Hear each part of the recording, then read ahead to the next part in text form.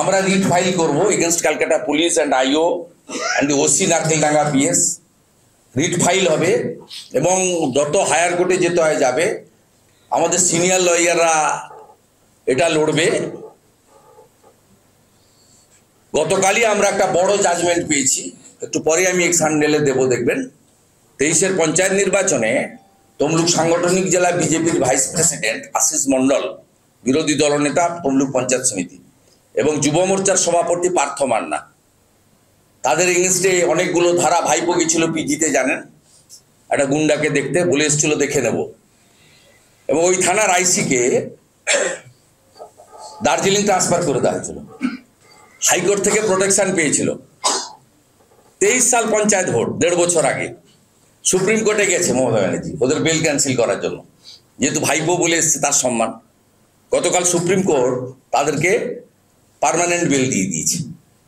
এবং senior advocate Siddharth দাবে এবং আরেক সিনিয়র অ্যাডভোকেট মাসরি স্বরাজ আশিস এবং পার্থর হয়ে লড়াই করেছে। আমিও, উনি আমাদের বিজেপি পরিবারের মন্ডল প্রেসিডেন্ট, সিজাওয়ার মন্ডল প্রেসিডেন্ট, ফুল লিগাল সাপোর্ট হাইকোর্টে ব্যাটেল বা সুপ্রিম কোর্টে ব্যাটেলের জন্য দেব। একটা শিখ সমাজের যুবক ছেলের পরীক্ষা দিতে পারেনি, স্টুডেন্টকে আটকেছ, এফআইআর এ নাম নেই, এটা ভুগতে হবে। মনোজ বার্মা অনেক কাণ্ড করেছেন, আনডিভাইডেড ওয়েস্ট মিদনাপুরের এসপি ছিলেন, সিপিএম এর ক্যাডার ছিলেন।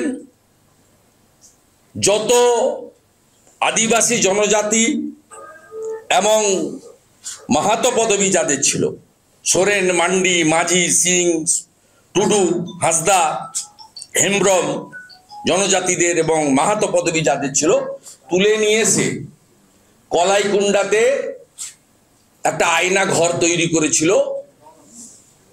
ঝুলিয়ে ঝুলিয়ে মারতো।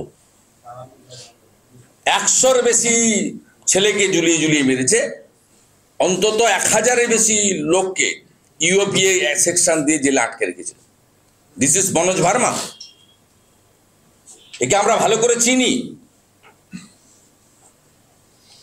গোপের ছাট বদলাতে পারে, এর ক্যারেক্টার বদল হবে না।